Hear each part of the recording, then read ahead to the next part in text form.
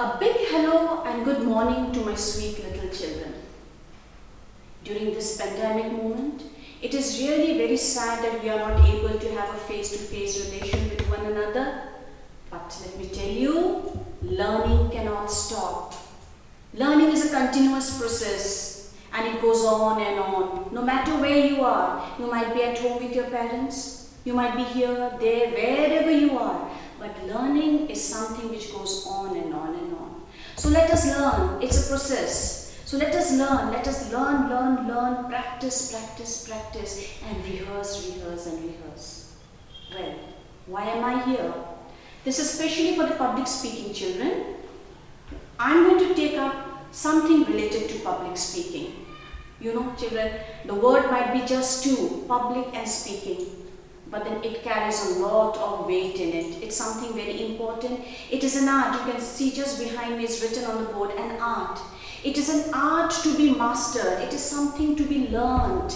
And if you are able to learn it, you'll be able to master and establish a relation with the audience. This is the first and the foremost requirement of public speaking. You just can't go up on the stage and start speaking where the audience is not able to connect with you, where the audience is not listening to you, where you find few people walking up and moving away. That might be something which is not going to be very good for you. So it is an art. But let me tell you, it is an art to be learned. But there are people in this world, there are numerous people in this globe who are great speakers. But everyone has not made a mark for themselves. Everyone is not famous. If I just point, I'll read out some names like Martin Luther Jr., Amitabh Bachchan. They have not become great speakers just in a day. They have become speakers after mastering this art, after learning this art for years and years. They have tried to study their faults, their flaws. They worked for it. They have been hard workers. They have relentlessly done a lot of hard work, and then only they have come up as great speakers. And today, we love to listen to Amitabh Bachchan. Of course, Martin Luther King is no more, but when he spoke on the stage, people just clapped and wanted to listen to him. So let me tell you certain very important things about public speaking.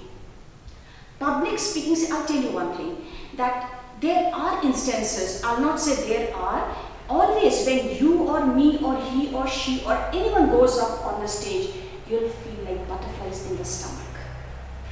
You'll feel as if you are in a condition where you will not be able to say a word. This happens with every one of us. And it is not a great thing. Don't get disheartened that I went up on the stage and I could not speak anything. It can happen once, it can happen twice, but try to work for it. Why I could not speak at all? If you are able to work relentlessly, very sincerely, I'll tell you, you will come up as a very good speaker. So, to be a good speaker, so that the audience can establish a relation with you, you have to take it very seriously. If a topic is given to you to speak, take it very seriously. Note it down in a piece of paper and start working for it. Try to gather information on that topic as much as possible. But try to be very crisp. I mean, try to be as short and as sweet as possible. Do not make your speech so lengthy that it becomes boring. Second thing, when you have noted down your points, start reading it. I'll not say learning it, rehearse. So in the beginning I told you rehearse.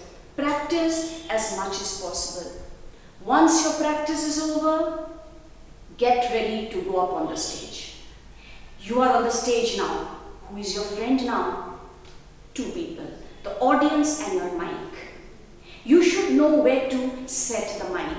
That is the first thing which is taught to you as a public speaker. Your mic should not be so close that your voice echoes. It should not be far away that its purpose is lost. So you will be trained if you become a public speaker, you will be trained exactly where to place the mic. Your second friend here is the audience. So now you are on the stage. The first thing to establish a relation with the audience is to give a broad smile before you can speak anything. Smile is contagious. The moment you see the audience is smiling at you, half of your work is done. Now you start speaking on the topic which you have prepared. But again, do not go straight directly to the topic. It should be a gradual process. You can speak on any other matter like how are you, how was the day. Try to maintain that relation first. And once you feel you are very cool, calm and you are able to show your confidence there, start speaking on the topic. Do not make your topic very lengthy. Do not make your subject matter too lengthy that the audience is unable to sit anymore. And yes, always give a good ending to your topic with a feeling and assurance to the audience that I'll come back again and I'll speak to you once again. So there should be that modulation in your voice. If you're speaking on any type of serious matter like things related to politics, history, there's no such requirement for you to smile all the time. So you have to keep all these things in your mind. If you're talking about entertainment or anything that is so hilarious, funny, yes, you can at times smile and make the audience, the ambience a little lighter. That is very, very necessary. Your body language is something which matters a lot. Don't lean on something when you're speaking. It shows that your confidence is lost.